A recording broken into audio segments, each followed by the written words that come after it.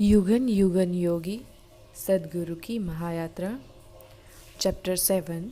बीती अंधेरी रात दिखा भोर का उजाला। From page 226। सनसनी संकट समाधान। वीजी की महासमाधि एक अनोखी विडंबना थी। यह उनके पति के लिए एक त्रासदी थी और उनके गुरु के लिए जीत। बेशक भाग्य का खेल ऐसा कि गुरु और जीवन साथी एक ही इंसान था। गुरु के लिए भी यह एक खालिस जीत नहीं थी, क्योंकि जहाँ एक और वीजी एक आदर्श शिष्य की तरह चली गई थी, तो दूसरी ओर इस घटना के घटने का वक्त इससे ज़्यादा असुविधाजनक नहीं हो सकता था। उनके निजी सपने का पूरा होना एक बड़े लक्ष्य के लिए रुकावट बन गया। ध्यान लिंग की स्थापना में अड़चन आ गई थी, जो जोश या इरादे की कमी की वजह से नहीं, बल्कि इसके ज़्यादा हो जाने से आई थी। यह सामाजिक अपरिपक्वता के कारण नहीं, बल्कि आध्यात्मिक परिपक्वता की अधिकता की वजह से आई। एक फल उम्मीद से पहले ही पक गया था और उसके पास गिरने के अलावा कोई दूसरा चारा न था। सद्गुरु के लिए इसका मतलब था निजी नुकसान की गहरी चोट को किनारे रखकर कई जन्मों के मिशन को पाने के लिए फिर से नए सिरे से जुटना। उन्होंने कहा, वीजी के महासमाधि लेते ही हम फिर वहीं आ गए जहां से हमने शुरुआत की थी। 95% काम पूरा हो चुका था। एक हफ्ते में थोड़ा और काम करके हम प्राण प्रतिष्ठा पूरी कर लेते, लेकिन अब हम अटक गए थे। एक और वजह थी जिसने इस झटके को और भी गंभीर बना दिया था।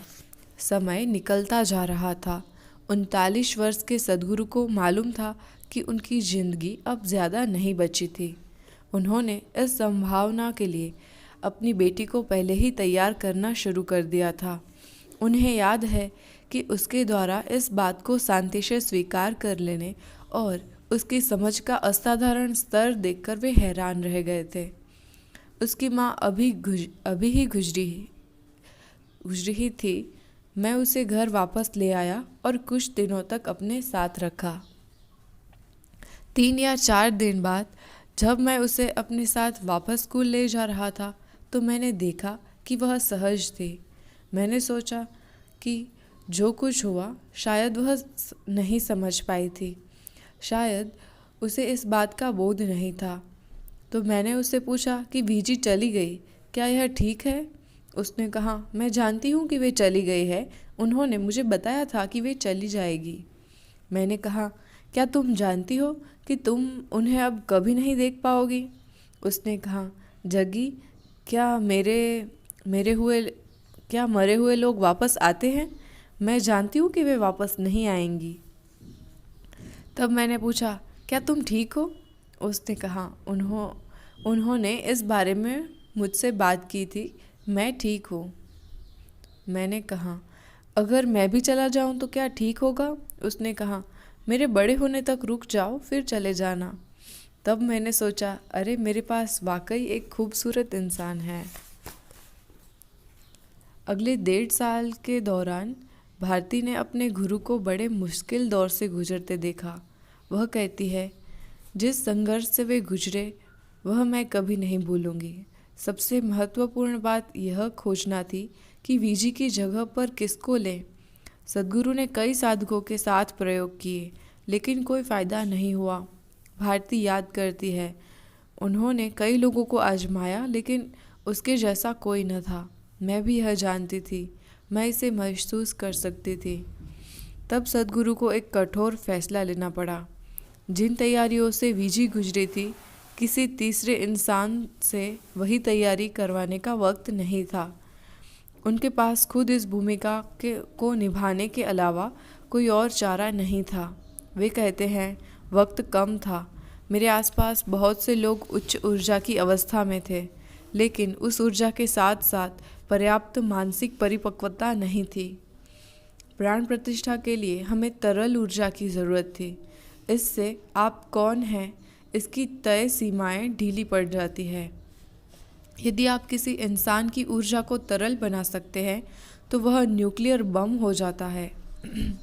लेकिन जैसे ही आप यह करते हैं, लोग बचकानी चीज़ें करने लगते हैं। वे अपनी निजता के प्रति रक्षात्मक होने लगते हैं। वे अपनी शख्सियत के पहलू को बरकरार रखना चाहते हैं। अगर इसे कारागार करना है तो आपको अपने और अपनी विचार प्रक्रिया के बीच कुछ दूरी बनाकर रखनी होती है। ऊर्जा की दृष्टि से मेरे साथ कई अच्छे लोग थे, लेकिन उनके दिमाग अभी तक काफ़ी परिपक्व नहीं थे। आज भी यही बात है। सद्गुरु खुद वीजी की भूमिका भी निभाएं। इसका मतलब था कि वे अपनी ऊर्जा से उसके ऊर्जा शरीर की फिर से रचना करें। यह पुनर्रचना इतनी विस्तृत और संपूर्ण थी कि बहुत से लोग आने वाले महीनों में आश्रम के आसपास वीजी की स्पष्ट मौजूदगी महसूस करते रहे। भारती इस बात की पुष्टि करती है। कई बार मुझे ऐसा लगा कि मानो वीजी फिर से हमारे साथ थी। हम उसके शरीर और ऊर्जा की जानी पहचानी सुगंध महसूस कर सकते थे, लेकिन इसके लिए ज़बरदस्त ऊर्जा की ज़रूरत थी और ऐसा तब तक नहीं किया जा सकता था जब तक बहुत ज़रूरी न हो। सद्गुरु के चरणों में बैठकर कुछ भी असंभव नहीं लगता था, लेकिन इसकी प्रक्रिया की कीमत चुकानी पड़ी। 5 घंटों की प्राण प्रतिष्ठा की प्रक्रिया के बाद सद्गुरु बिल्कुल थके और निचुड़े हुए निकलते थे। एक इंसान की ऊर्जा से 2 लोगों के शरीर को चलाने में उनकी शक्ति एकदम खाली हो जाती थी। 11 महीनों के समय में मैं अपनी उम्र से 25-30 साल बड़ा हो गया। वे कहते हैं मैं बूढ़ा और बीमार हो गया। हर तरह की विचित्र बीमारियां मेरे शरीर में आ गई थी। जब अमेरिका में मेरा खून जांच के लिए लिया गया तो उन्हें विश्वास नहीं हुआ। नतीजे ऐसे थे मानो मेरे शरीर में भयंकर बीमारियां हो। जब भारती के गुरु इस प्रक्रिया को पूरी करने के लिए रुकावटों से आगे बढ़े तो भारती को भी बड़ी कठिन निजी दिनचर्या से गुजरना पड़ा। मैंने बहुत साधना की। हम नहीं जानते थे कि हमने जो ऊर्जा तैयार की थी वह बिखर जाए। साथ ही में मैं देख रही थी कि उनकी सेहत गिरती जा रही है। वे कमज़ोर और नाजुक हो गए थे। उनके गुर्दे जवाब दे रहे थे। उनका लीवर खराब हो गया था। उनके शरीर पर गांठें निकल आई थी। उनका खून बेकार हो चुका था। उस समय ली गई सद्गुरु की तस्वीरों से यह साफ नज़र आता है कि वे अचानक बहुत बूढ़े हो गए थे। उन 18 महीनों में मैंने अपने जीवन के लगभग 20 से 25 साल खो दिए। आपको इस पर विश्वास नहीं होगा। किसी वक्त मैं बिल्कुल ठीक होता, लेकिन अगर आप मुझे 1 घंटे बाद देखते तो मैं पूरी तरह से बीमार होता। सिर्फ थका हुआ ही नहीं, डॉक्टरी तौर पर बीमार। आप मेरे खून का नमूना लेकर देख सकते थे कि सब कुछ गड़बड़ था। मुझे बताया जाता था कि मुझे कैंसर है। 15 दिन बाद वे फिर जांच करते और पाते कि सब कुछ ठीक ठाक है। जब मैं यहाँ किसी प्रक्रिया के लिए बैठता तो मेरे शरीर पर बड़ी बड़ी गांठें निकल आती। उसके 3 घंटे बाद अगर आप देखें तो वह गायब हो चुकी होती। यह अविश्वसनीय था। मैं उम्मीद भी नहीं करता कि आप इस बात पर यकीन करें। इन शारीरिक तूफानों और विध्वंस के दौरान उन्हें सिर्फ यह विचार आगे बढ़ा रहा था कि प्राण प्रतिष्ठा पूरी होते ही वे शरीर त्याग देंगे। उनके शिष्यों के लिए यह तनावपूर्ण व कठिन दौर था। वे जानते थे कि कोई महान चीज़ करने की कोशिश हो रही थी, लेकिन उन्हें यह भी मालूम था कि उनका अब अपने गुरु के साथ बहुत कम समय बचा है। उनकी आंखों के सामने उनके गुरु की सेहत तेजी से बिगड़ती रही और वे बेबस होकर बस चुपचाप देखते रहे। भारती कहती है, स्वास्थ्य की गिरावट उनके रोज़मर्रा के कामकाज और पूरे शरीर पर साफ दिखती थी। कुछ सत्र के बाद जब मैं उनको शारीरिक रूप से झरझर हालत में पाती तो मुझे कुछ नहीं सूझता कि आखिर क्या करूं। उस समय बेबस होकर खड़े रहने के अलावा मेरे पास कोई चारा नहीं होता था। कभी कभी बड़े कठिन क्षणों में मुझे लगता कि ध्यान लिंग को पूरा करने की कोशिश में ही कहीं सद्गुरु न चले जाएं। लेकिन ऐसे विचार कभी बहुत देर तक नहीं टिके। मेरे अंदर कहीं से आवाज़ आती थी कि हमारे साथ सद्गुरु और ध्यान लिंग दोनों रहेंगे।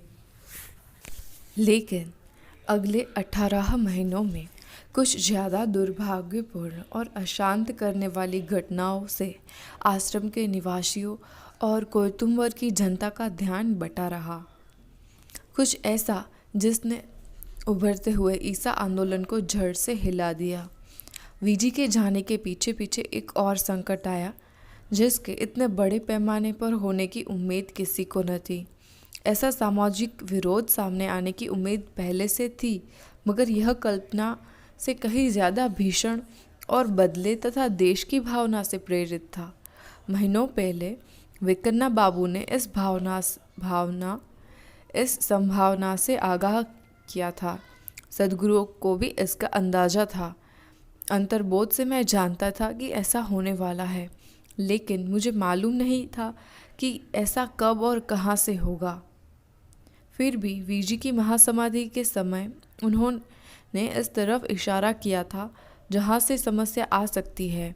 उन्होंने अपने साधकों को बताया था, यहाँ हम अलग वातावरण में रहते हैं, हमारे लिए यह स्थिति काफ़ी सहज है। लेकिन बाहर के समाज में इस सारी घटना पर तमाम शक सुबह खड़े किए जाएंगे। वे सही कह रहे थे। समस्या तब शुरू हुई जब एक साधक के चाचा ने किराए के गुंडों को लेकर आश्रम पर धावा बोल दिया और उस युवक को ज़बरदस्ती घर वापस ले गए। यह कहानी जानी पहचानी सी थी। वह साधक आश्रम में रहना चाहता था, लेकिन उसका परिवार इसके खिलाफ था। यह अपने आप में कोई नई घटना नहीं थी। नए साधकों और दीक्षा लेने वालों के परिवार अक्सर इसके खिलाफ होते थे। कोयतुम्बर के समाज का एक हिस्सा सद्गुरु के शिष्यों की तेजी से बढ़ती संख्या को लेकर संदेह में था। सद्गुरु ने उस परिवार से आग्रह किया था कि वे साधक से विचार विमर्श करके उसकी सहमति होने पर उसे घर ले जाएं। यानी वह 32 साल का युवक कोई बच्चा न था जिसे फुसलाया गया हो। लेकिन जब दलीलों और धमकियों का असर नहीं हुआ तो उस परिवार ने ताकत का सहारा लेने का फैसला कर लिया। बाद में उस साधक ने बताया कि कई महीनों तक उसे नशीली दवाएं देकर रखा गया। उसे कुछ होश नहीं था कि उसके आसपास क्या हो रहा था। जब उस साधक का फिर से आश्रम में जाने का इरादा टस से मस न हुआ तो परिवार ने आक्रामक रवैया अपनाने का फैसला किया। उसके चाचा ने एक ऐसे परिवार को उकसाकर बदनामी फैलाने का अभियान शुरू कर दिया जो उस समय नाजुक दौर से गुजर रहा था। अपनी बेटी की अचानक मौत से हैरान और सदमे में डूबे वीजी के माता पिता उस आदमी के बहकावे में आ गए। घटनाएं तेजी से पकड़ती चली गई। पुलिस में सद्गुरु के खिलाफ अपनी पत्नी की हत्या करने की शिकायत दर्ज कराई गई। यानी विडंबना की बात यह है कि वीजी की मौत के 8 महीने बीत चुके थे। दहेज प्रताड़ना के इल्ज़ाम खुलकर लगाए गए। अभियान तेज और बिल्कुल निशाने पर था। इस लड़ाई में मीडिया भी कूद पड़ा, जिसका नेतृत्व एक तमिल पत्रिका ने किया। इस हल्ले गुल्ले के दौरान सद्गुरु विदेश में थे, लेकिन उन्हें जरा भी शक नहीं था कि ईशा के इतिहास का सबसे काला समय आ गया था। पिछले दशक की सावधानी से बनाई गई साख कुछ ही हफ्तों में स्वाहा हो गई थी। वे कहते हैं कि निजी तौर पर उन्हें बदनामी की जरा भी चिंता नहीं थी, लेकिन फिर भी उनके जैसा बेहद स्वतंत्र इंसान, जिसने हाल ही में अपनी पत्नी खोई थी, दहेज और हत्या के आरोप में अशांत हुए बिना न रह सका। लेकिन उनको अपना ध्यान एक ही चीज़ पर केंद्रित रखना था। वे जनता के ध्यान लिंग के लिए इससे ज़्यादा बुरा समय और नहीं हो सकता था। वे जानते थे कि ध्यान लिंग के लिए इससे ज़्यादा बुरा समय नहीं हो सकता था। हमें मुसीबतों के आने की आशंका तो थी, लेकिन यह हर तरीके से, हर दिशा से आई। हमने 1 साल या 18 महीने का समय रोजाना के संकट को संभालने में बिताया। जब मैं संकट कहता हूँ तो मेरा मतलब है कि इन लोगों ने ऐसे हालत बना दिए थे जिससे हमारा अस्तित्व ही खतरे में पड़ गया था। जरूरी कदम उठाने का वक्त आ गया था। सद्गुरु कहते हैं कि वे आश्रम लौट आए और उस काम में जुट गए जिसे करना वे आमतौर पर पसंद नहीं करते थे। वे बड़े रहस्यमय तरीके से कहते हैं, मैंने उन्हें ठीक कर दिया। एक ऐसे योगी जिनके काम करने के क्षेत्र में अदृश्य और गूढ़ दोनों शामिल है कि ऐसा कहने का मतलब निकालना मुश्किल है, लेकिन इस बात से एक इशारा ज़रूर मिलता है कि उन्होंने इस साजिश में इस तरह से हस्तक्षेप किया जो वे आम हालत में कभी न करते। थोड़े ही समय में गुस्सा और बदले की भावना भड़काने में लगे निहित स्वार्थ वालों ने खुद को अपने ही निजी जीवन में अचानक तबाही का सामना करते हुए पाया। शिकायत वापस ले ली गई और यह अभियान अपनी सहज मौत पर मर गया। सद्गुरु अपनी आंखों में चमक लिए कहते हैं, और आज 10 वर्षों से कम समय में हम तमिलनाडु की धड़कन बन गए हैं। हमारा कार्यक्षेत्र यही राज्य है और निहित स्वार्थ शांत हो गए हैं। हालांकि सद्गुरु को मनुष्य के मनोभाव का बड़ा गहरा ज्ञान है, फिर भी उन्होंने मानव प्रजाति की कुछ ऐसी भावनाओं पर हैरानी होती है जिनसे वह मजबूर होता है। वे कहते हैं कि ईर्ष्या एक ऐसी भावना है जिसे वे कभी नहीं समझ सके। यह एक ऐसी भावना है जिसका उन्हें पिछले कई जन्मों में काफ़ी ज़्यादा सामना करना पड़ा है। इसमें कोई शक नहीं है कि उनका आत्मविश्वास और दूसरों की राय की परवाह न करने के उनके रुख से ही लोगों के अंदर डर और नाराज़गी पैदा हुई। लेकिन काफ़ी पास से इस भावना का सामना करने के बावजूद वे कहते हैं कि उनके लिए इसका कोई मायने नहीं है। ईर्ष्या से मेरा कोई वास्ता नहीं है। मैं कभी नहीं समझ पाया कि लोग ईर्ष्या को अपने जीवन में इतनी बड़ी जगह कैसे दे सकते हैं कि इसकी वजह से किसी का विनाश करने पर उतारू हो जाए। और साथ ही ईसा में आध्यात्मिक प्रक्रिया अपने विशुद्ध रूप में अर्पित की जाती है। और सद्गुरु जानते हैं कि यह उन लोगों को भयानक लग सकती है जो छुट्टियों में मौज मस्ती वाली आध्यात्मिकता पसंद करते हैं। वे स्वीकार करते हैं, मैं दिलासा देने वाले धंधे से नहीं जुड़ा हूँ जिसे दुनिया में हमेशा सराहा जाएगा। जब आप जीवन में बुनियादी रूपांतरण की बात करते हैं तो आपको दुनिया में ज़बरदस्त विरोध का सामना करना पड़ेगा। अगर आप असली आध्यात्मिकता के रास्ते पर चलना चाहते हैं तो यह बहुत मुश्किल है, क्योंकि यह इंसान में ज़बरदस्त रूपांतरण की मांग करता है। यह आध्यात्मिकता ऐसे लोगों के लिए नहीं है जो सिर्फ अच्छा महसूस करना चाहते हैं। यह उन लोगों के लिए है जो वाकई जीवन के एक आयाम से दूसरे आयाम में जाना चाहते हैं। तो आम तौर पर यह कभी लोकप्रिय नहीं होती। बहुत से महान गुरुओं ने बड़े आंदोलन इसलिए शुरू नहीं किए क्योंकि जब आप एक विशाल आंदोलन शुरू करते हैं तो आपको समझौता करना पड़ता है। जब शिव यहाँ थे या जब अगस्त्य मुनि यहाँ थे तो इस तरह का आध्यात्मिक रूपांतरण बड़े पैमाने पर हुआ था। लेकिन पिछले कुछ हजारों वर्षों में इस तरह की गहन आध्यात्मिक प्रक्रिया ने गति नहीं पकड़ी। पूरी लगन, थोड़ी चालाकी और भरपूर कृपा से किसी तरह हमने यह सब हासिल किया है, लेकिन ऐसा बहुत कम होता है। ईशा के स्वयंसेवियों के लिए यह खास तौर पर इम्तिहान का वक्त था। उनमें से कई ने तो माता पिताओं की इच्छाओं को अनसुना करके इस आंदोलन से पूरे समय के लिए जुड़ने के लिए पारिवारिक जिम्मेदारियों से भी मुंह मोड़ लिया था। लेकिन स्वयंसेवी जीवन के उनके चुनावों को अब जनता की तीखी आलोचना का सामना करना पड़ रहा था। पंथवाद, भ्रष्ट व स्वच्छंदी जीवन शैली और मतिभ्रम पैदा करने वाली नशीली चीज़ों को खाने में मिलाए जाने के आरोप घर में थे। राजा को याद है, तब हमने आक्रामक होने का फैसला किया। अब तक हमने साधना और व्यक्तिगत आध्यात्मिक विकास पर ध्यान केंद्रित किया था।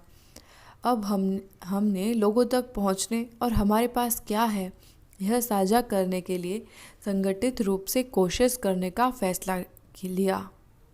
हम लोगों से संपर्क बनाना चाहते थे जिसका उन्हें पता चले कि हम क्या क्या हैं, हमारे पास उनको देने के लिए क्या है, हम क्या करने में सक्षम हैं। दूसरा विकल्प था कि हम अपना सफाया हो जाने दें। राजा और दूसरे ईशा शिक्षकों के लिए यह नई दिनचर्या पहले के मुकाबले कहीं ज़्यादा थकाने वाली थी। एक अकेला शिक्षक 3 घंटे प्रति कक्षा की दर से हर दिन 3 कक्षाएं लेता था। पूरे तमिलनाडु में हर 60 किलोमीटर पर एक कक्षा चलाई जाती थी। हर कार्यक्रम 13 दिनों का होता था। कुछ रातों को हमने सिर्फ 2 से 3 घंटे ही सोने को मिलता था, और जब कभी एक के बाद एक कई कार्यक्रम लगातार होते थे तो मैं 2 महीनों तक घर नहीं जा पाता था।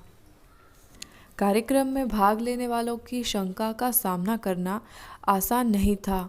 राजा को याद है कि 50 लोगों की कक्षा में सवाल उठाने वाले 2 लोग हमेशा हुआ करते थे। ये सभी सवाल गुरु की विश्वसनीयता और नशीली दवाओं व सेक्स के अफवाहों को लेकर होते थे। ऐसे सवालों की उम्मीद भी थी। यह बड़ी पेचीदा चीज़ थी। वे कहते हैं, रुकावट डालने वाले 2 प्रतिभागियों का मतलब यह था कि आपको बाकी 48 को भी खोना पड़ सकता है। लेकिन शिक्षकों ने शांत रहने की ठान रखी थी और का सवाल का जवाब वे सहजता और ईमानदारी के साथ देते थे। शिक्षकों का समर्पण और प्रतिबद्धता आदरणीय थी। वे स्थानीय साधकों के परिवार के साथ रहते और उनकी ईमानदारी व चरित्र उनके संपर्क में आने वालों को साफ दिखने लगा था। धीरे धीरे यह बात फैल गई कि आप चाहे उनसे सहमत हो या ना हो, ईसा साधकों की कथनी और करनी में अंतर नहीं है। राजा कहते हैं, इसमें हमें 3 से 4 साल लग गए, लेकिन हमारे लिए लोगों की राय बदल जरूर गई। वे बताते हैं कि रुख में नाटकीय बदलाव के कारण कैसे ईसा पर स्टिंग ऑपरेशन में शामिल एक तमिल पत्रकार ने कई वर्षों बाद योग कार्यक्रम में हिस्सा लिया। यह वाकया 2001 में चेन्नई में हुआ। मुझे बताया गया कि वह भाग लेने वालों में शामिल था। हालांकि मुझे उसकी मौजूदगी का पता था, लेकिन मैंने उस पर कोई खास ध्यान नहीं दिया। 13 दिन के कार्यक्रम के बाद मैं वापस लौटने के लिए चेन्नई से ट्रेन में सवार होने जा रहा था। वह मेरे पास आया, बहुत माफ़ी मांगी और रो पड़ा। मेरी आंखों में भी आंसू आ गए। इस घटना के बरसों बाद आज हम वाकई अच्छे दोस्त हैं। इन्हीं दिनों सद्गुरु 2 साधकों के साथ कडप्पा के सोमेश्वर मंदिर पहुँचे। उस ग्रुप को मालूम था कि उस मंदिर का उनके गुरु से खास संबंध था। श्री पलनी स्वामी वहां आए थे। सद्गुरु श्री ब्रह्मा ने अपने जीवन के आखिरी कुछ महीने वहीं बिताए थे। जाहिर है कि इस यात्रा का गहरा महत्व था। उनमें से कई लोगों ने अनुमान लगाया कि इसका उद्देश्य उनकी आध्यात्मिक यात्रा में आई कुछ रुकावटों को विसर्जित करने में मदद करना भी था। माँ कर्पूरी बताती है, मंदिर में शिवलिंग को अर्पित करने के लिए सद्गुरु एक सोने का सर्प ले गए थे। वे बताती हैं कि कडप्पा में वहाँ के लोगों ने उनका बहुत गर्मजोशी और उदारता से स्वागत किया था और सद्गुरु के प्रति बहुत सम्मान का भाव देखने को मिला। लेकिन अब एक और चुनौती आ खड़ी हुई। जब सद्गुरु मंदिर के गर्भगृह में जाने लगे तो वहाँ के पुजारी अचानक उनके खिलाफ हो गए। तमाम ऐतराज़ जताए। उन लोगों ने कहा, मैं ब्राह्मण नहीं था। वे अचानक जाति, गोत्र, कुल आदि के बारे में बातें करने लगे और कहा कि अगर मैंने भीतर प्रवेश किया तो लिंग बेकार हो जाएगा। सद्गुरु कहते हैं, मंदिर के ट्रस्टी ने उन्हें समझाने की कोशिश की। उसने कहा, देखिए, यह आदमी एक चढ़ावा लेकर आया है। इसका इस मंदिर से पुराना नाता है, इसे अंदर जाने दे। उसने यह भी कहा कि मेरा गोत्र शिव है, लेकिन ब्राह्मण अड़े हुए थे। तो वहाँ यह भारी बहस चल रही थी। मैं होठों पर मुस्कान लिए यह सब देख रहा था। एक तरफ यह मंदिर और मेरे लिए इसकी अहमियत थी, और दूसरी तरफ ये लोग जो तनख्वाह पर काम करते थे और मुझे बता रहे थे कि मुझे अंदर जाने का अधिकार नहीं था। मैं बस वहाँ खड़ा यह तमाशा देख रहा था, लेकिन मैं उनकी बात मानने को तैयार भी नहीं था। तभी अचानक भारती गुस्से से पागल हो गई और उन लोगों की भीड़ को चीरती हुई अंदर पहुंच गई। माँ कर्पूरी को वह दृश्य बड़ी अच्छी तरह याद है। मैंने भारती के वैसे तेवर पहले कभी नहीं देखे थे। उसने पुजारियों से कहा कि अगर सद्गुरु को नहीं आने दिया गया तो उन्हें इसका नतीजा भुगतना पड़ेगा। असल में वह कह रही थी कि तुम लोग उन्हें आने दो, वरना। सभी पुजारी भाग खड़े हुए। अब यह किसी को नहीं मालूम कि वे डरकर भागे या किसी और वजह से। यह ऊर्जा से सरोवर मंदिर सद्गुरु और उनके साधकों को 3 दिनों के लिए उपलब्ध रहा। सद्गुरु कहते हैं, हमने अपनी तरह से शिव की पूजा की। स्थिति बिल्कुल विस्फोटक थी। वे दिन कुछ अलग ही थे। मैंने फिर कभी उस तरह के किसी स्थिति को विस्फोटक नहीं बताया। आखिरकार नाराज पुजारियों को ट्रस्टी और कलेक्टर ने मनाया और समझा बुझाकर मंदिर के भीतर लाए। उन्हें आश्वासन दिया गया कि अशुद्ध हो गए लिंग के शुद्धिकरण की रस्म की खर्च की भरपाई की जाएगी। जबकि साधकों के ग्रुप को याद है कि उस दिन भारती के भड़कने से घटनाओं का रुख बदल गया था। वहीं सद्गुरु का वह पल किसी और वजह से भी याद है। वे कहते हैं, एक बहुत बड़ा मजाक था, क्योंकि एक जन्म पहले भी बिल्कुल ऐसा ही हुआ था। जब सद्गुरु श्री ब्रह्मा और विभूति ने मंदिर में प्रवेश किया, तभी ब्राह्मणों को ऐतराज हुआ था। लेकिन जब इन दोनों आदमियों ने जो उस समय ऊर्जा से तेज से जल रहे थे, मुड़कर उनकी तरफ देखा तो वे भाग खड़े हुए। भारती फिर से वही सब कर रही थी। मैं खूब खुलकर हंसा। वही स्थिति फिर से दोहराई जा रही थी। कोई भी पक्के तौर पर नहीं कह सकता था कि ऐसा सोमेश्वर मंदिर जाने के कारण हुआ था, लेकिन माँ कर्पूरी कहती है कि ध्यानलिंग के रास्ते में आने वाली बाधाएं काफ़ी हद तक खत्म हो गई। निजी स्तर पर भी हमारी आध्यात्मिक यात्रा आसान होने लगी, स्थितियाँ सामान्य होने लगी। ईशा आंदोलन के पहले व्यस्त दशक को याद करते हुए सद्गुरु कहते हैं, हमारी अस्तित्व के पहले 10 वर्षों में लोगों ने हम पर पत्थर फेंके, लेकिन लोग पत्थर इसलिए फेंकते हैं क्योंकि कहीं अचेतन में वे जानते हैं कि आपके फल कीमती हैं। वे आगे कहते हैं, फलों से लदा होना पत्थर मारे जाने से ज़्यादा महत्वपूर्ण है, क्योंकि फल पक्षियाँ, जानवर और लोगों को भी आकर्षित करते हैं, सिर्फ पत्थरों को नहीं। साथ ही जो लोग पत्थर फेंकते हैं वे आपको काट नहीं डालते, वे वही करते हैं जो काम सबसे अच्छा जानते हैं, पत्थर फेंकना। कुछ रुककर वे कहते हैं, और अगर आप अपने फल स्वेच्छा से गिरा देते हैं तो पत्थरों को कम किया जा सकता है। शायद इसी बात से फर्क पड़ा। आत्म रूपांतरण के लिए फल को सबके लिए उपलब्ध कराने का लक्ष्य वाले सपने को टाला तो जा सकता था, लेकिन नष्ट नहीं किया जा सकता था। सदियों से इसके फलीभूत होने का इंतजार कर चुकने के बाद अब और टाला नहीं जा सकता था। पत्थर तो सफ़र का एक हिस्सा थे, लेकिन जो पेड़ अपने फल बांटना चाहता था उसके लिए इन पत्थरों के कोई मायने नहीं थे। किसी के साथ भेदभाव नहीं किया जाना था, हर कोई आमंत्रित था, हर कोई चुना गया था। ऐसा लग रहा था कि ध्यानलिंग के साकार होने का समय आ गया है। जिन्होंने इस प्रक्रिया को देखा वे जान गए कि वे फिर कभी पहले जैसे नहीं रहेंगे। एक ब्रह्मचारिणी कहती है, वह बहुत आनंददायक पल था। उसकी आंखें उस पल को याद करते हुए चमक उठी।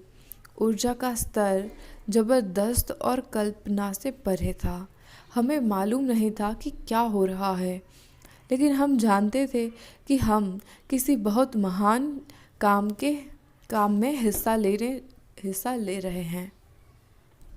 इस उपलब्धि की विशालता शायद तभी समझ आती है जब हम सद्गुरु को इससे पहले के प्रयासों के बारे में बताते हुए सुनते हैं, जो बेकार गए और मुसीबतें भी लेकर आए। 3 जन्मों की उनकी खुद की संगठित कोशिशों के अलावा एक नाटकीय कहानी उस दूसरे ध्यानलिंग की है, जो लगभग 1000 साल पहले स्थापित होने के बिल्कुल पास पहुंच गया था। यह मध्य प्रदेश राज्य के भोपाल शहर के करीब स्थित भोजपुर की बात है। 7 स्त्रियों और 7 पुरुषों सहित 14 लोगों को इस महत्वाकांक्षी योजना के लिए कई वर्षों की मेहनत के बाद तैयार किया गया था। लेकिन प्राण प्रतिष्ठा के अंतिम चरणों में इसका पूरा होने की पिछली शाम को उनमें से एक स्त्री ने ठीक उसी तरह अपना शरीर त्याग दिया था जैसे सप्ताहदियों बाद वीजी ने महासमाधि ले ली थी। सद्गुरु ने बताया, शरीर छोड़ने का प्रलोभन बहुत ज़्यादा होता है, क्योंकि यहाँ आपके पास एक ऐसा मौका होता है जिसमें शरीर के साथ संबंध इतना कम हो जाता है कि जरा सी कोशिश से आप शरीर छोड़ सकते हैं। यह संपूर्ण विसर्जन है। शायद कार्य के अंत को पास देखने का उत्साह भी था।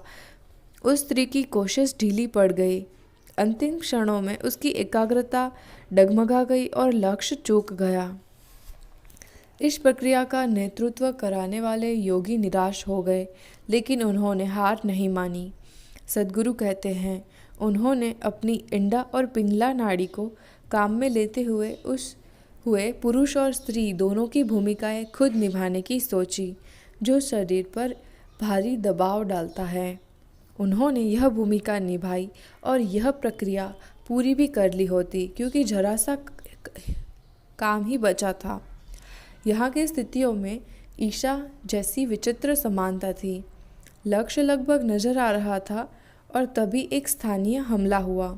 जो लड़ाई छिड़ी उसमें उस योगी का बायां पैर काटकर अलग हो गया। अब उनकी इंडा नाड़ी बेकार हो चुकी थी और सारी प्रक्रिया एक बार फिर ठप हो गई। स्थिति बड़ी निराशाजनक थी। इस काम के लिए दूसरी स्त्री को जल्दी से प्रशिक्षित किया गया। अब यह तय किया गया कि वह योगी और स्त्री अपने अपने शरीर त्याग कर लिंग में विलीन हो जाएं। इसके अलावा कोई दूसरा विकल्प नहीं था। चक्रों के ऊर्जावंतित हो जाने पर उन्हें बंद करने का काम एक शिष्य को सौंपा गया। यह बहुत महत्वपूर्ण कार्य था। चक्रों को बंद किए बिना उनकी ऊर्जा बिखर जाती।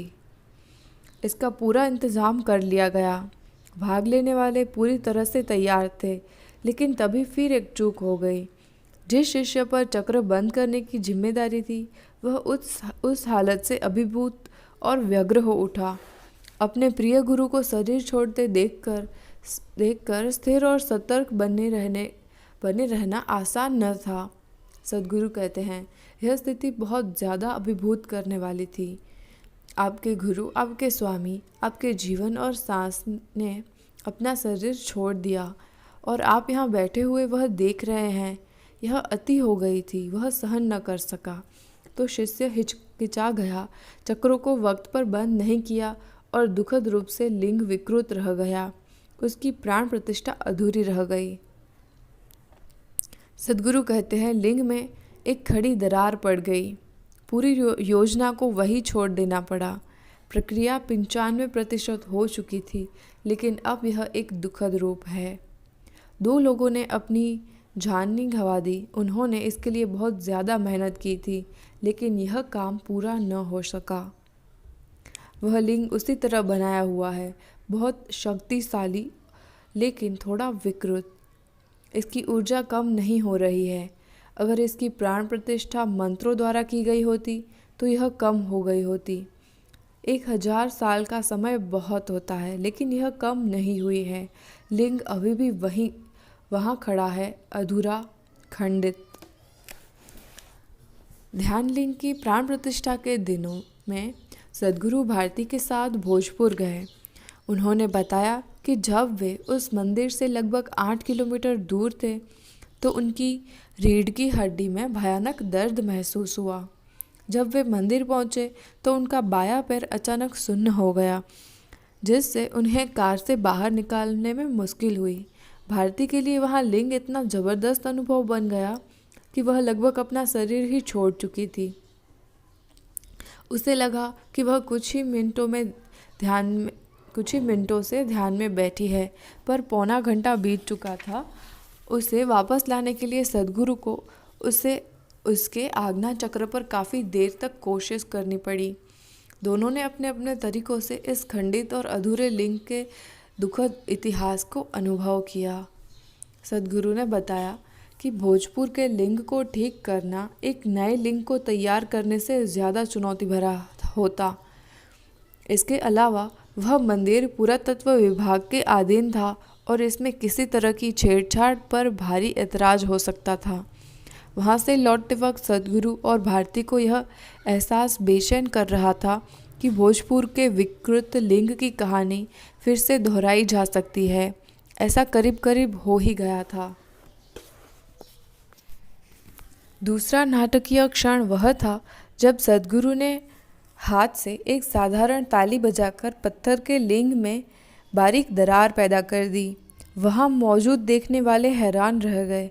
उन सबको अच्छी तरह पता था कि लिंग एशिया के सबसे ज़्यादा घनत्व वाले ग्रेनाइट से बना था, यानी 4200 से ज़्यादा यूनिट वाला। लेकिन अब ऐसे चमत्कार हुए कि गुरु की मौजूदगी में आम बात लगते थे। सद्गुरु ने बाद में यह प्रक्रिया उन्हें समझाई। प्राण प्रतिष्ठा की प्रक्रिया के दौरान अगर संयोग से मेरा शरीर छूट जाता तो हम जानते थे कि ऊर्जा को बंद करना एक बड़ी समस्या बन जाती। हम नहीं चाहते थे कि ऐसी कोई मुश्किल आए, इसलिए मैंने इसे एक संभावना के तौर पर हमेशा याद रखा था कि अगर प्राण प्रतिष्ठा योजना के मुताबिक नहीं हो पाई तो मेरे लिए इसमें समझ जाने का ही रास्ता बचता और किसी दूसरे को ऊर्जाओं को बंद करना पड़ता। इसकी काफ़ी संभावना थी कि ऊर्जाओं को धारण न कर पाने के कारण लिंग टूट जाता। इसलिए एहतियात के तौर पर मैंने लिंग में एक बारीक सी खड़ी दरार पैदा कर दी। कुछ लोगों को याद है कि स्वादिष्ठान बंद करने की विशाल चुनौती को संपन्न करने के बाद सद्गुरु किस तरह घिर पड़े थे। ऐसा लगा जैसे वाकई उनका अंत आ गया था। भारती कहती है, हर एक चक्र को बंद होने पर मैंने इसे अपने ऊर्जा शरीर में साफ तौर पर महसूस किया। जब इस प्रक्रिया के सबसे मुश्किल हिस्से स्वादिष्ठान की बारी आई तो सद्गुरु को जबरदस्त शारीरिक पीड़ा हुई, क्योंकि उनका भौतिक शरीर काफ़ी अस्थिर था। इससे जुड़े खतरों से सद्गुरु अनजान नहीं थे। इस बात की पूरी संभावना थी कि उस वक्त मैं अपना शरीर खो बैठता। मैंने सब कुछ तैयार कर रखा था, यहाँ तक कि अपनी बेटी को कानूनन गोद देने का भी इंतज़ाम, आश्रम की देखभाल के तौर तरीकों का ब्यौरा, सब कुछ लिखा गया था। मैंने समाधि तैयार करा रखी थी और एक वाहन भी बाहर खड़ा रखने को कह रखा था। अगर मैं पूरी तरह शरीर खो देता तो कोई चिंता की बात नहीं थी। लोगों को मालूम था कि इस हालत को कैसे संभालना है। लेकिन मान लीजिए अगर मैं असहाय हो जाता और मुझे अंदर लाए जाने की ज़रूरत होती तो इसके लिए एक पुरानी टाटा सियारा वहाँ मौजूद थी। राजा बताते हैं कि ब्रह्मचारियों को लिंग की तरफ मुंह करके बैठने के लिए कहा गया था, जबकि गृहस्थ साधकों को इसकी तरफ पीठ करके बैठना था। कुछ ध्यान प्रक्रियाओं के बाद सद्गुरु लिंग के आधार पर चढ़ गए। उन्होंने वहाँ मौजूद सभी लोगों को आंखें बंद कर लेने को कहा। सब ने दम साध कर आदेश का पालन किया। थोड़ी देर बाद उन्हें कुछ गिरने की आवाज़ सुनाई पड़ी। जब उन्होंने अपनी आंखें खोली तो देखा कि सद्गुरु घिर पड़े थे। प्राण प्रतिष्ठा पूरी हो चुकी थी, लेकिन ऐसा लगा कि सद्गुरु ने इसकी कीमत चुका दी। आश्रम निवासियों ने ब्रह्मचारी के एक दल को उनके निष्क्रिय शरीर को बाहर कार की एक तरफ ले जाते हुए देखा। वे जीवित लग रहे थे, लेकिन नाम मात्र के लिए। लोगों को मालूम था कि उनकी हालत बड़ी नाजुक थी। 3 दिन तक वे खड़े भी नहीं हो पा रहे थे। वे अपनी आवाज़ तक खो चुके थे और सिर्फ लिखकर बातें करते थे। वे कहते हैं, मेरा शरीर इतनी बुरी तरह से टूट चुका था कि इसकी मरम्मत भी नहीं की जा सकती थी। डॉक्टरी तरीके से इसे ठीक करना निश्चित रूप से संभव नहीं था। इसे फिर से चालू करना लगभग एक नए जीवन की रचना करने जैसा था। भारती ने उनके छिन्न भिन्न सिस्टम को बहाल करने की पूरी कोशिश की, लेकिन कोई उम्मीद नहीं लगती थी। वे खामोश, कमज़ोर और भाव शून्य लग रहे थे। फिर किसी दिन उनसे मजाक के तौर पर उनसे पूछा गया, क्या हम कहीं घूमने चलें? यह अंधेरे में तीर चलाने जैसा था। अगर ऐसी कोई चीज़ थी जो उनमें जीवन के प्रति उत्साह लौटा लाती, तो वह था उनका घूमने का शौक़। तभी उनकी आंखों में चमक लौट गई।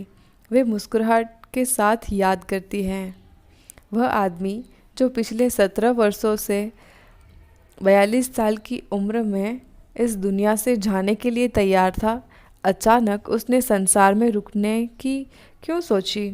वे मजाक के लहजे में कहते हैं, इसलिए नहीं कि मैं जिंदा रहने के लिए तड़प रहा था।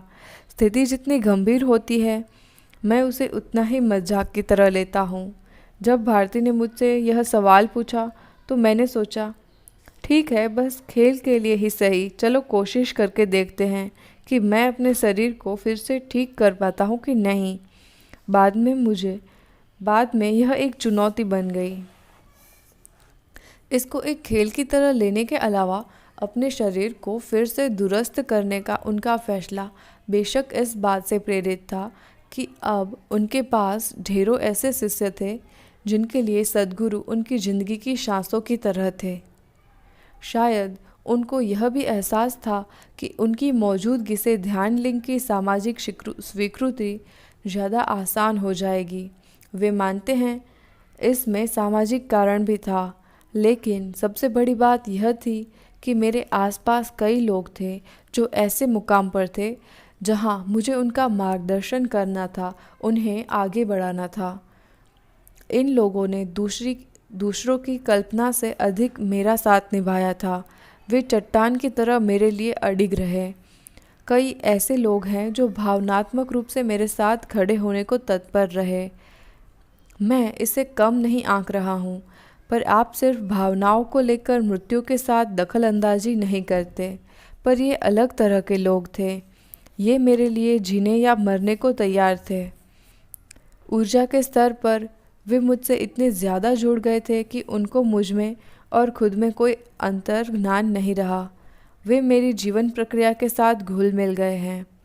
मेरा यहाँ रुक जाना उनके लिए था, ताकि मैं सुनिश्चित कर सकूं कि वे अंत में पार हो जाएं।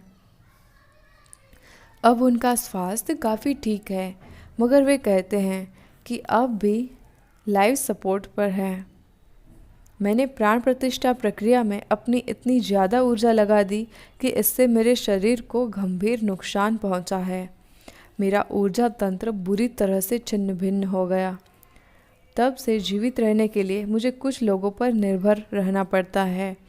मैं अभी भी 100% ठीक नहीं हुआ हूँ। अभी इस वक्त ऐसा लग सकता है कि मैं पूरी तरह स्वस्थ हूँ और अगले ही पल मैं गंभीर रूप से बीमार हो सकता हूँ डॉक्टरी तौर पर, लेकिन काफ़ी हद तक मैं उस दौर से बाहर आ चुका हूँ। इस बेहद गूढ़ यौगिक प्रक्रिया के लिखित इतिहास में सद्गुरु द्वारा ध्यान लिंग की प्राण प्रतिष्ठा का वर्णन ही सबसे ज़्यादा स्पष्ट है। वे बताते हैं कि इसका उद्देश्य एक ऊर्जा रूप की रचना करना था, जिसमें 7 चक्र अपनी उच्चतम अवस्था में काम कर रहे हो। एक इंसान में ये चक्र कर्म तत्व से अपनी जगहों पर कायम रहते हैं, लेकिन वे स्पष्ट रूप से जानते थे कि ध्यान लिंग के लिए किसी भी कर्म तत्व का इस्तेमाल नहीं किया जाना था। फिर भी बिना इसकी सहायता के चक्र बंद नहीं किए जा सकते। इसका मतलब यह होता कि सारी रचना बिखर जाती। इसलिए चुनौती यह थी कि चक्रों को 3 प्रतिभागियों से प्राण तत्व लेकर बंद किया जाए। हालांकि इसमें कर्म तत्व जैसी दृढ़ता नहीं होती है। उन्होंने बाद में बताया, अगर प्राण प्रतिष्ठा में शामिल बाकी 2 लोग मेरे साथ होते तो मैंने इसे बड़ी आसानी से बंद कर दिया होता। चूँकि एक इंसान कम था, इसलिए 3 अलग शरीरों से कर्म तत्व का इस्तेमाल किए बिना प्राण तत्व के 3 धागे बांधकर उन्हें बुनना और एक खास तरीके से बांधना एक मुश्किल काम था। असल में ये 3 धागे नाड़ियाँ थी, एक भारती की, एक मेरी, एक तीसरी जो मेरी थी लेकिन वीजी जैसी तैयार की गई थी। किसी के शरीर से नाड़ी लेना नुकसानदेह हो सकता है, इसे बड़े ध्यान से किया जाना था और नुकसान को सीमित रखने के लिए व्यापक सावधानियां बरती गई थी। चूँकि इसमें खुद उनके कई भूमिकाएं थी, नुकसान से पूरी तरह से बचना आसान न था। नतीजा यह हुआ कि उनका शरीर बहुत सी छोटी बड़ी बीमारियों से ग्रस्त हो गया। वे कहते हैं, मैं खुद इसमें शामिल नहीं होना चाहता था। शुरू में मैं सोचता था कि इसमें 14 लोग भाग लेंगे और मैं संचालन करूंगा, लेकिन यहाँ तो मुझे खुद ही इस प्रक्रिया का हिस्सा बनना पड़ा। वीजी के जाने के बाद तो मुझे दोहरी भूमिका निभानी पड़ी, एक साथ 2 वाद्य यंत्र बजाने जैसा था यह। ऊर्जाओं को बांधने के असली काम, जिसमें थोड़े बहुत कर्म की ज़रूरत थी, के अलावा ध्यानलिंग में किसी दूसरे निजी कर्म का इस्तेमाल नहीं किया गया। हर एक चक्र को स्थापित करके उसे बंद किया गया, क्रम से ऊपर से नीचे की तरफ बढ़ते हुए। हालांकि ऊपर के चक्रों को बंद करने की प्रक्रिया ज़्यादा सूक्ष्म थी, लेकिन नीचे के चक्र शारीरिक तौर पर ज़्यादा बोझ डालने वाले थे। सद्गुरु ने बताया, मुख्य चुनौती वाले निचले चक्र स्वाधिष्ठान और मूलाधार थे। चूँकि एक इंसान कम था, इसलिए इस प्रक्रिया ने मेरे शरीर पर बहुत बुरा असर डाला और मेरे स्वाधिष्ठान और मूलाधार कमज़ोर हो गए। ऐसा लगता था कि मैं किसी भी समय शरीर छोड़ सकता था। राजा उनके साथ चेन्नई गए, जहां उन्होंने एक खास तरह के पत्थर को लिंग के लिए चुना। वैसे असली प्राण प्रतिष्ठा का ज़्यादातर काम तांबे की छड़ से किया गया, जो सद्गुरु ने अपने घर में रखी हुई थी। राजा कहते हैं, वहाँ खड़े हम सब लोगों को मालूम नहीं था कि क्या हो रहा था। हम वहीं बैठकर उन्हें पत्थर के लिंग की स्थापना का निरीक्षण करते हुए देखते थे, लेकिन जब प्रक्रिया शुरू होती थी तो आम तौर पर देर रात में शुरू होती थी, तो हम तुरंत जान जाते थे। उस वक्त ऊर्जा बहुत ज़्यादा होती थी। वे बताते हैं कि उस वक्त खुद उनकी भूमिकाएं एक सिपाही की होती थी, एक विश्वासपात्र लेफ्टिनेंट, जिसे खुद पक्के तौर पर नहीं पता था कि क्या हो रहा था, लेकिन वह दुनिया के विरोध से अपने गुरु के मिशन की रक्षा के लिए जान लड़ा देने को तैयार था। इस प्रक्रिया में सक्रिय रूप से शामिल भारती को भी इसकी बारीकियों का भान नहीं था। वह बस इतना देख सकती थी कि वह एक साहसी संचालन की निगरानी में थी। मुझे याद है कि पारे से भरी और 7 चक्रों के घुड़ों से ऊर्जावंतित तांबे की नली लिंग दंड को लिंगम में प्रवेश कर प्राण प्रतिष्ठा पूरी होने से पहले बंद किया जाना था। यह एक बड़ा कदम था। हर एक चक्र को कई दिनों तक चलने वाली गहन साधना से ऊर्जावंतित किया जाता था। जब इस तरह की अवर्णनीय ऊर्जा स्थितियाँ होती थी तो हमें रात और दिन की सुध नहीं रहती थी। ऊर्जाएं मेरे चक्रों और नाड़ियों में उछलती और नाचती थी, जिससे मेरा शरीर फटा जाता था। हर एक चक्र को ऊर्जावंतित करने के बाद सद्गुरु उस प्रक्रिया के बारे में ब्रह्मचारियों और आश्रमवासियों को बताते थे। इन सत्संगों में हम परमानंद की अवस्था में होते थे। वे उन्हें कई दिनों की साधना के बारे में संक्षेप में बताते थे। जिन लोगों ने इस प्रक्रिया को देखा, उनके लिए शायद विशुद्धि चक्र, यानी जो शक्ति का स्थान माना जाता है, को बंद करने की प्रक्रिया सबसे हैरान करने वाली थी।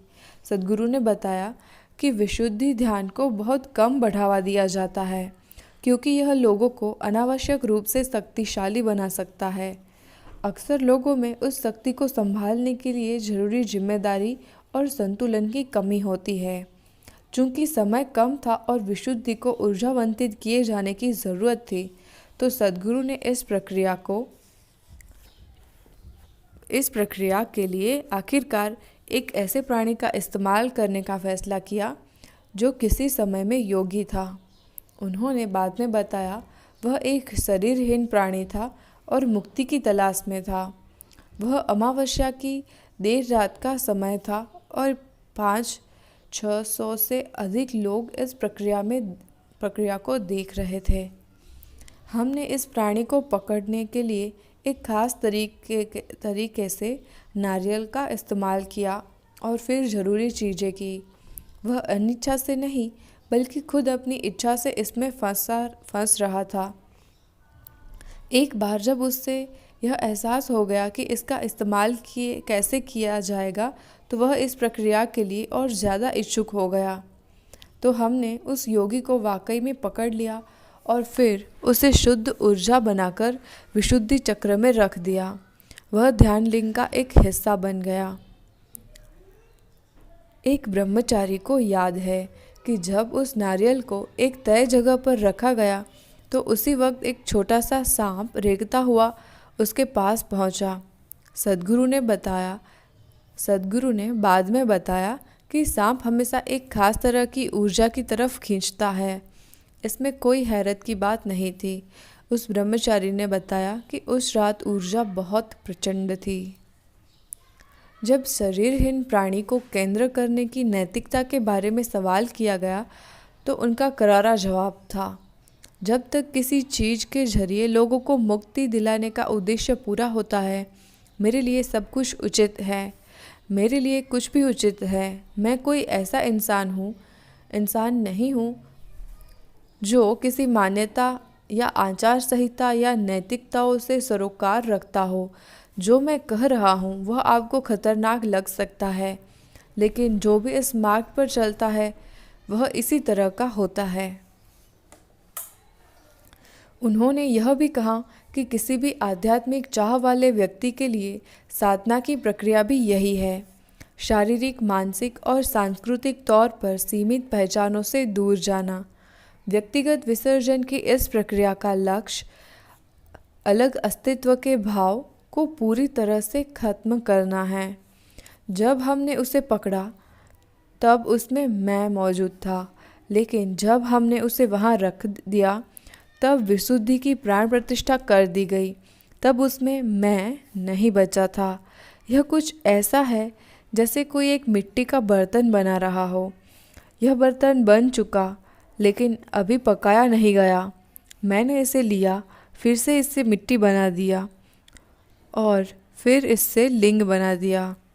यह सब कुछ इसी तरह से हुआ। आप शायद सोच रहे हैं, ओह, वह इंसान क्या वह वहाँ बंद है? उसका क्या होगा? उसके विकास का क्या होगा? अब वहाँ कोई वह नहीं है। मैंने उसे ध्यान लिंग का रूप दे दिया है। हमने बस उस ऊर्जा को इस्तेमाल कर लिया जो एक मूर्ख की तरह व्यक्तिगत तौर पर इधर उधर भटक रही थी। मैंने उसकी व्यक्तिगत पहचान को नष्ट करके उसे ध्यान लिंग में शामिल कर लिया है। तो असल में अब वह नहीं है।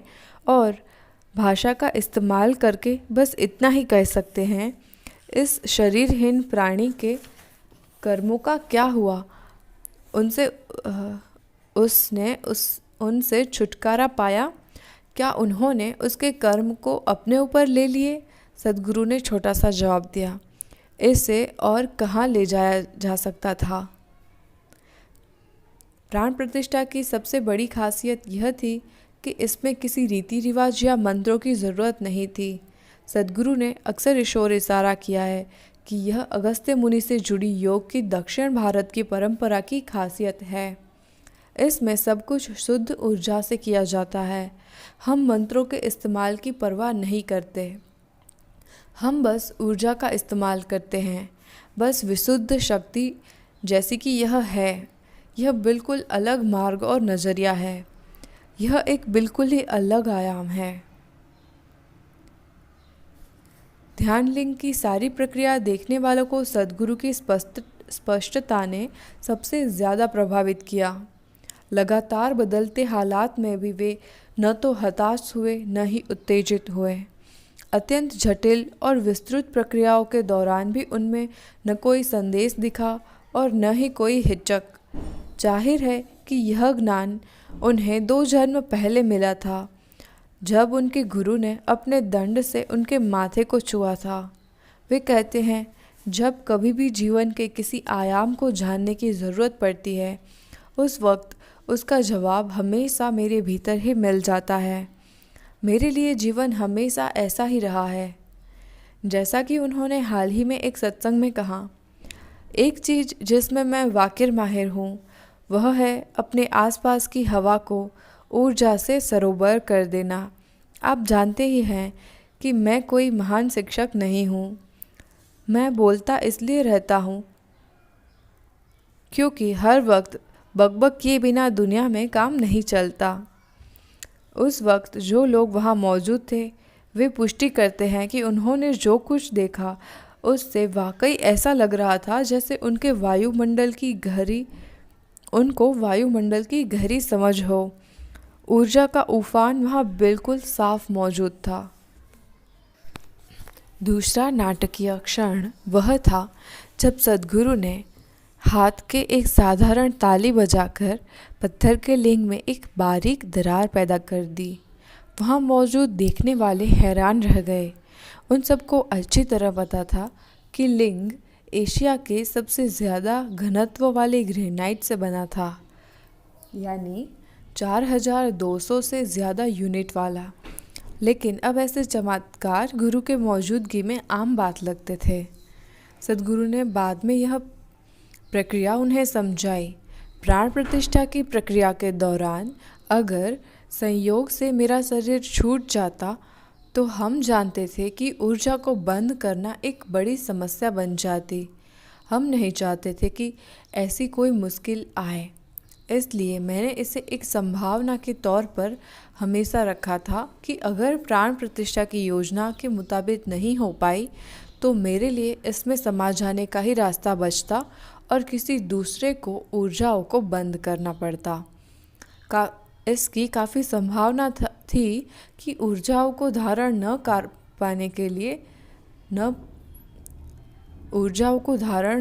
पाने के कारण लिंग टूट जाता। इसलिए एहतियात के तौर पर मैंने लिंग में एक बारीक सी खड़ी दरार पैदा कर दी। कुछ लोगों को याद है कि स्वाधिष्ठान बंद करने की विशाल चुनौती को संपन्न करने के बाद सद्गुरु किस तरह घिर पड़े थे। ऐसा लगा जैसे वाकई उनका अंत आ गया था। भारती कहती है, हर एक चक्र के बंद होने पर मैंने इसे अपने ऊर्जा शरीर में साफ तौर पर महसूस किया। जब इस प्रक्रिया के सबसे मुश्किल हिस्से स्वाधिष्ठान की बारी आई तो सद्गुरु को ज़बरदस्त शारीरिक पीड़ा हुई, क्योंकि उनका भौतिक शरीर काफ़ी अस्थिर था। इससे जुड़े खतरों से सद्गुरु अनजान नहीं थे। इस बात की पूरी संभावना थी कि उस वक्त मैं अपना शरीर खो बैठता।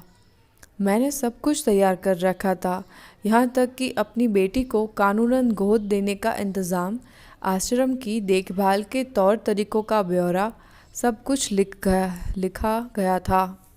मैंने समाधि तैयार करा रखी थी और एक वाहन भी बाहर खड़ा रखने को कह रखा था। अगर मैं पूरी तरह शरीर खो देता तो इसकी कोई चिंता की बात नहीं थी। लोगों को मालूम था कि इस हालत को कैसे संभालना था। लेकिन मान लीजिए अगर मैं असहाय हो जाता और मुझे अंदर लाए जाने की ज़रूरत होती तो इसके लिए एक पुरानी टाटा सिएरा वहाँ मौजूद थी। राजा बताते हैं कि ब्रह्मचारियों को लिंग की तरफ मुंह करके बैठने के लिए कहा गया था, जबकि गृहस्थ साधकों को इसकी तरफ पीठ करके बैठना था। कुछ ध्यान प्रक्रियाओं के बाद सद्गुरु लिंग के आधार पर चढ़ गए। उन्होंने वहाँ मौजूद सभी लोगों को आंखें बंद कर लेने को कहा। सब ने दम साधकर आदेश का पालन किया। थोड़ी देर बाद उन्हें कुछ घिरने की आवाज़ सुनाई पड़ी। जब उन्होंने अपनी आंखें खोली तो देखा कि सद्गुरु घिरे पड़े थे। प्राण प्रतिष्ठा पूरी हो चुकी थी, लेकिन ऐसा लगा कि सद्गुरु ने इसकी कीमत चुका दी थी। आश्रम निवासियों ने ब्रह्मचारियों के एक दल को उनके निष्क्रिय शरीर को बाहर कार की तरफ ले जाते हुए देखा। वे जीवित लग रहे थे, लेकिन नाम मात्र के। लोगों को मालूम था कि उनकी हालत बड़ी नाजुक थी। 3 दिन तक वे खड़े भी नहीं हो पा रहे थे। वे अपनी आवाज़ तक खो चुके थे और सिर्फ लिखकर बातें करते थे। वे कहते हैं, मेरा शरीर इतनी बुरी तरह टूट चुका था कि इसकी मरम्मत भी नहीं की जा सकती थी। डॉक्टरी तरीके से इसे ठीक करना निश्चित रूप से संभव नहीं था। इसे फिर से चालू करना लगभग एक नए जीवन की रचना करने जैसा था। भारती ने उनके छिन्न भिन्न सिस्टम को बहाल करने की पूरी कोशिश की, लेकिन कोई उम्मीद नहीं लग रही थी। वे खामोश, कमज़ोर और भाव शून्य लग रहे थे। फिर किसी दिन उसने मजाक के तौर पर उनसे पूछा, क्या कहीं घूमने चले? यह अंधेरे में तीर चलाने जैसा था। अगर ऐसी कोई चीज़ थी जो उनमें जीवन के प्रति उत्साह लौटा लाती तो वह था उनका घूमने का शौक। तभी उनकी आँख में चमक लौट आई। वे मुस्कुराहट के साथ याद करती हैं, वह आदमी जो पिछले 17 वर्षों से 42 साल की उम्र में इस दुनिया से जाने के लिए तैयार था, अचानक उसने संसार में रुकने की क्यों सोची? वे मजाक के लहजे में कहते हैं, इसलिए नहीं कि मैं जिंदा रहने के लिए तड़प रहा था। स्थिति जितनी गंभीर होती है, मैं उसे उतना ही मजाक की तरह लेता हूँ। जब भारती ने मुझे यह सवाल पूछा तो मैंने सोचा, ठीक है, बस खेल के लिए ही सही, चलो कोशिश करके देखते हैं कि मैं अपने शरीर को फिर से ठीक कर पाता हूँ कि नहीं। बाद में यह एक चुनौती बन गई।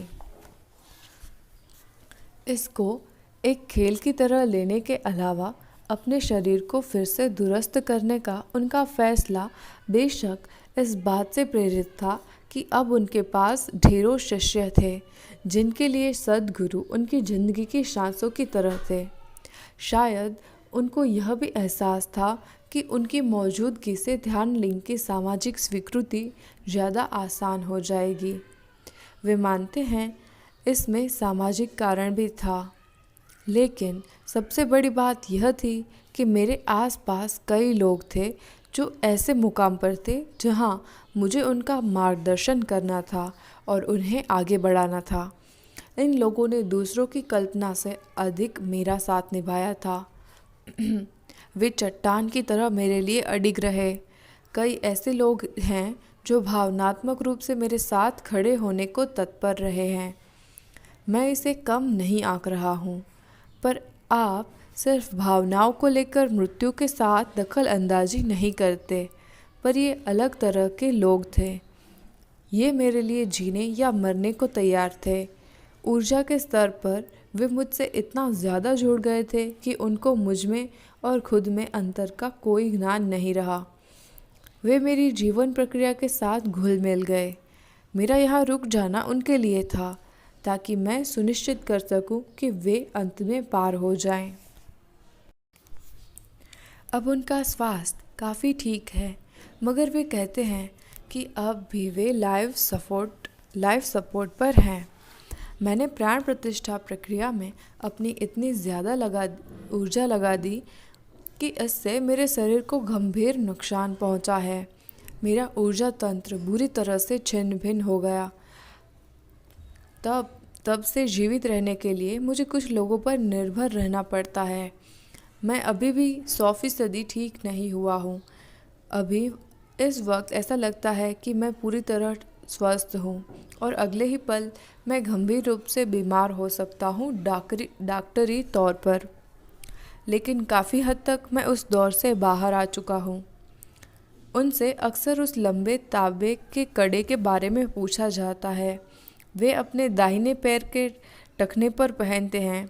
वे बताते हैं, यह एक बेड़ी है जो मुझे शरीर से बांधे रखती है। इस शरीर की पुनर्रचना एक बड़ी चुनौती रहा है। कई लोगों ने सचमुच मुझे अपना जीवन दे दिया ताकि मैं उनकी ऊर्जा का इस्तेमाल करके धीरे धीरे शरीर की पुनर्रचना कर सकूं। अब मैं लगभग 80% ठीक हो गया हूं और अब बाकी भी मैं ठीक कर सकता हूं अगर मुझे 1 महीने का समय मिल जाए। लेकिन मुझे वक्त ही नहीं मिलता क्योंकि मेरे स्वास्थ्य में उतार चढ़ाव होता रहता है। इसलिए मेरे आसपास के लोग डरे रहते हैं कि मैं कहीं चला न जाऊं। तो उन्होंने यह बेड़ी मुझे पहना दी। यह कड़ा मेरे शरीर को स्थिर बनाता है। यह मुझे शरीर से अचानक खिसकने से रोकता है। एक बार मैंने सद्गुरु से पूछा, लगातार लाइफ सपोर्ट पर रहना आपको कैसा लगता है? वे दबी हंसी से बोले, इसका मतलब ज़बरदस्त आज़ादी है, लेकिन इसका मतलब गुलामी भी है। उन्होंने आगे कहा, जिस दिन मैं इसे हटा दूंगा तब मेरे पास बहुत कम वक्त रह जाएगा। 40 दिनों के भीतर मैं चला जाऊंगा। 24 जून 1999 को ध्यान लिंग की प्राण प्रतिष्ठा पूरी हो गई। यह मंदिर उसी साल नवंबर में लोगों के लिए खोल दिया गया। सहस्त्राब्दी के आखिरी साल को सद्गुरु के जीवन और ईशा के युवा इतिहास के सबसे काले अध्याय का अंत कहा जा सकता है। जहाँ एक तरफ ईशा में खुशी का माहौल था, वहाँ दूसरी तरफ दुनिया इस उपलब्धि के ऐतिहासिक महत्व से अनजान थी और काफ़ी हद तक आज भी है। सद्गुरु अक्सर कहते हैं, मानवता के लिए ध्यान लिंग का क्या महत्व है, इसे ठीक से समझने में दुनिया को कुछ पीढ़ियाँ लग जाएंगी। ध्यान लिंग असल में क्या है? यह उनके लिए भी एक पहेली बनी हुई है जिनके जीवन पर इसने गहराई से असर डाला है और उन्हें बदल दिया है।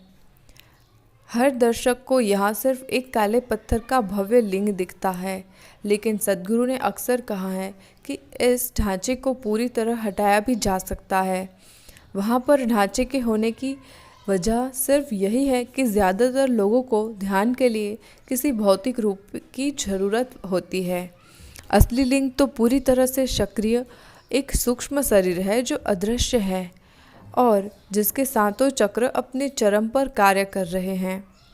मुख्य रूप से इसकी प्रकृति इंसान को ध्यान की अवस्था ले जाने की है। देश में कई जगहों पर स्थापित मशहूर ज्योतिर्लिंग जहां स्वास्थ्य और भौतिक खुशहाली पाने के लिए है, वहीं ध्यान लिंग एकमात्र लिंग है जो सभी सातों चक्रों के गुणों को एक साथ समाहित किए हुए हैं। इसके पास बैठना किसी जीवंत गुरु की मौजूदगी में बैठने जैसा है, जो चुपचाप खुले दिल से और बिना किसी पक्षपात से अपनी ऊर्जा कृपा लगातार बरसाते रहते हैं। सद्गुरु कहते हैं, यह चैतन्य यानी डिवाइन की सर्वोच्च अभिव्यक्ति है। यह एक जीवित इंसान की तरह है जिसके सभी 7 चक्र अपनी चरम पर व्यक्त हो रहे हैं। यह जीवित है। लिंग के बारे में कुछ सवाल बार बार उठते रहे हैं, जिनके जवाब सद्गुरु हर बार बड़े धैर्य से देते हैं, मानो वे उनके जवाब पहली बार दे रहे हों। शिवलिंग की आकृति ही क्यों? यह सवाल अक्सर पूछा जाता है। वे जवाब में कहते हैं कि ध्यान लिंग के तीव्र ऊर्जा क्षेत्र में बैठने के लिए किसी खास धर्म या मान्यता में विश्वास होना जरूरी नहीं है। वे कहते हैं, आपको किसी विश्वास की ज़रूरत नहीं है, आपको बस खुद को खुला रखना होगा, इतना ही काफ़ी है। जैसे मान लेते हैं कि कोई नास्तिक कार चलाता है, क्या यह चलेगी? यही तो आप पूछ रहे हैं। या कोई नास्तिक यहाँ बैठता है तो क्या इस प्रकाश में उसे भी दिखाई देगा? यह सवाल इसी तरह का है। इससे बिल्कुल फ़र्क नहीं पड़ता कि आप आस्तिक हैं या नास्तिक। जो ही आप बिजली का बल्ब जलाते हैं तो उसकी रोशनी सबको मिलती है। आस्तिकों को ज़्यादा रोशनी नहीं मिलती। वे बताते हैं कि आदि ऊर्जा का पहला रूप दीर्घवृत्तांब यानी त्रिआयामी दीर्घवृत्त था, जो विसर्जन से पहले ऊर्जा का आखिरी आकार भी यही होता है। इसीलिए लिंग का आकार चुना गया है। भारतीय संस्कृति ने अस्तित्वगत आयाम की इस गहन समझ को बताने के लिए शिव के स्वरूप की रचना की। जैसा कि सद्गुरु दोहराते हैं, शिव का मतलब है वह जो नहीं है, बेचैन करने वाली एक अवधारणा। अगर कोई इसे अपने जीवन में अपनाता है तो यह और भी ज़्यादा डरावनी बात होती है। हम शिव का इस्तेमाल इसलिए करते हैं क्योंकि उनसे मोह होना बहुत मुश्किल है। तमिलनाडु में आपको बताया जाता है कि शिव की मूर्ति को घर में नहीं रखना चाहिए। अगर वह वहाँ है तो उनका स्वरूप ही ऐसा है कि आपके सारे मोह और लगाव नष्ट हो जाएंगे और आप ऐसा नहीं चाहते हैं। आपने अपनी आसक्तियों में काफ़ी पूंजी लगा रखी है। भले ही आपको उनसे बड़ा तकलीफ़देह मुनाफा मिलता है, फिर भी आप उन्हें फेंक नहीं सकते। आपकी जानकारी के बिना ही ये निवेश पिघल कर ख़त्म हो सकते हैं। इसलिए आपसे कहा जाता है कि आप शिव को घर से बाहर रखें। तो सभी भारतीय मंदिरों में ध्यान लिंग सबसे विलक्षण, सबसे भयानक और सबसे तेजोमय दिव्यता धारण किए हुए हैं। यह ऐसी योजना है जो वह जो नहीं है को वह जो है में उस सीमा तक बदल देती है जहाँ ऐसा विरोधाभास संभव हो जाता है। सद्गुरु कहते हैं, ध्यान लिंग लगभग शिव को पकड़कर उन्हें वहीं कैद कर देने जैसा है। वे आसानी से धरती पर नहीं उतरते, वे इसकी कीमत मांगते हैं अपने ही तरीके से। यह बहुत गहन विज्ञान है। क्या लिंग एक पुरुष के लिंग का भी प्रतीक है? यह अक्सर पूछा जाने वाला एक दूसरा सवाल है। सद्गुरु समझाते हैं कि लिंग स्त्रीत्व और पुरुषत्व का मिश्रित रूप है, जो कि पूर्व की आध्यात्मिक संस्कृति द्वारा सोचा गया सबसे अनोखा और साहसी विचार है। जब स्त्रीत्व और पुरुषत्व सबसे निचले स्तर पर मिलते हैं तो इसे संभोग कहते हैं। जब वही स्त्रीत्व और पुरुषत्व उच्चतम स्तर पर मिलते हैं तब यह शिव और शक्ति के मेल को दर्शाता है। शिव पुरुष और शक्ति प्रकृति। शिव शक्ति के सिद्धांत की अभिव्यक्ति के रूप में लिंग योनि सारे विपरीत जोड़ों की नितांत मौजूदगी को दर्शाते हैं। इस ब्रह्मांड में अपने से विपरीत वस्तु या विषमता के बिना किसी चीज़ का अस्तित्व नहीं हो सकता। लिंग भैरवी की हाल ही में हुई प्राण प्रतिष्ठा के दौरान उन्होंने इसे और विस्तार से समझाया। ध्यान लिंग मंदिर एक गर्भ की तरह है। यह देवी की योनि है। जब हम योनि कहते हैं तो हमारा मतलब गर्भ से होता है, जो एक पवित्र स्थान की तरह माना जाता है, जहाँ हम सभी को अपने सृजन सबसे अहम दौर में रहना होता है। सृजन के सबसे अहम दौर में रहना होता है। जहाँ भी शिव और शक्ति, लिंग और योनि को दर्शाया जाता है, वहाँ आपको गर्भ के अंदर का हिस्सा दिखता है, बाहर का नहीं। तो जब आप ध्यान लिंग के क्षेत्र में प्रवेश करते हैं तो आप असल में गर्भ के अंदर होते हैं। ध्यान लिंग में कोई रीति रिवाज या कर्मकांड क्यों नहीं होते? क्या यह उन लोगों की भावनाओं का ख्याल रखने की वजह से हैं जो इसे एक बहुधार्मिक मंदिर समझकर यहाँ आते हैं? सद्गुरु बताते हैं कि पारंपरिक तौर पर कर्मकांड एक पवित्र स्थान की ऊर्जा को बनाए रखने का तरीका है, लेकिन ध्यान लिंग की प्राण प्रतिष्ठा विशुद्ध ऊर्जा से की गई है और इसके इसके रखरखाव या पुनर्जीवित किए जाने की ज़रूरत नहीं है। यहाँ किसी भी कर्म कांड का किया जाना एकदम बेमानी होगा, क्योंकि ध्यानलिंग प्राण प्रतिष्ठा से होकर गुजरा है। यह तीव्रता के उच्चतम स्तर पर है जिसमें कोई भी आकार स्थिर रह सकता है। अगर आप ऊर्जा की तीव्रता और ज़्यादा बढ़ाते हैं तो इसका निराकार हो जाना लाजमी है।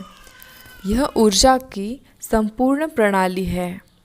इस तरह के ऊर्जा क्षेत्र में कर्मकांड बेमानी और बेकार होंगे।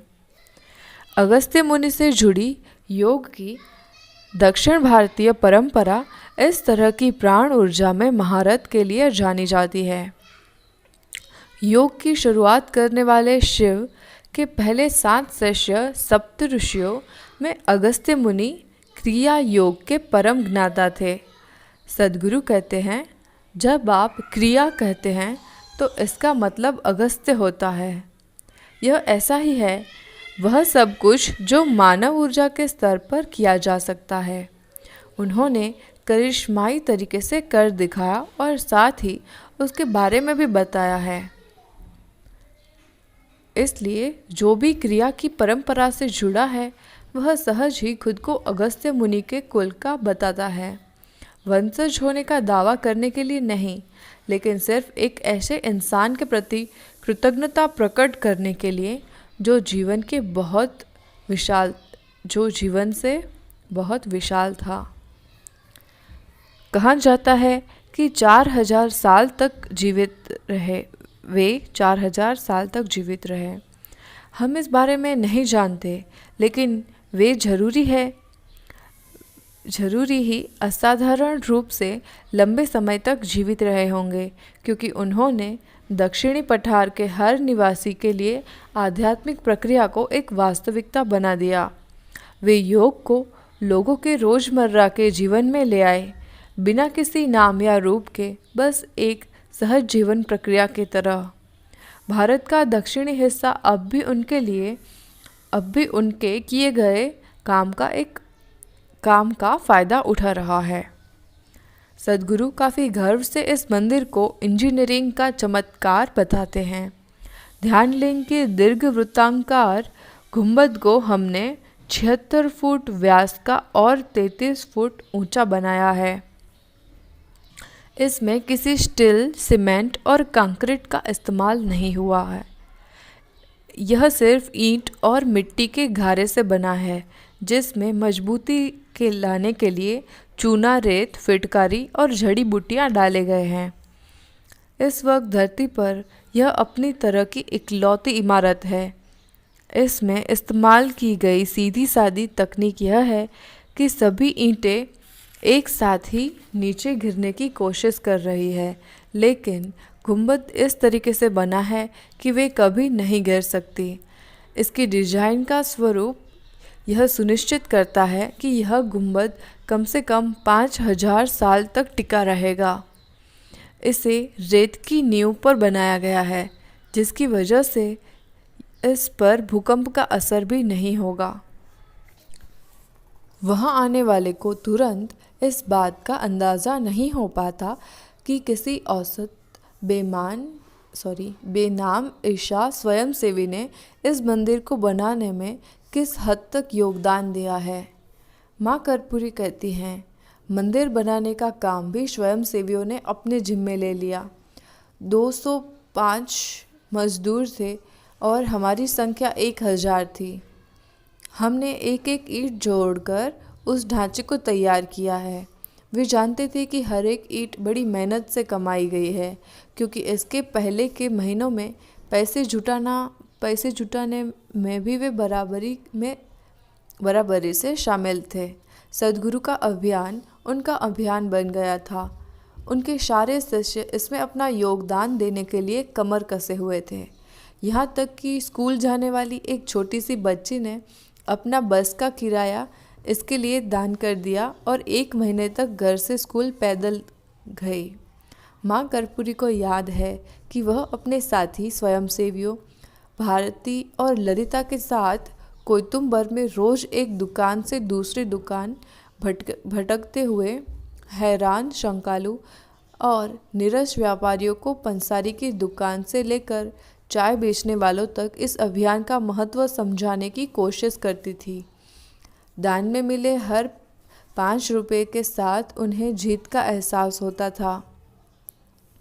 सद्गुरु ने ध्यान लिंग को एक ऊर्जा स्वरूप के तौर पर विशुद्ध जागरूकता और पागलपन का मिश्रण कहा है।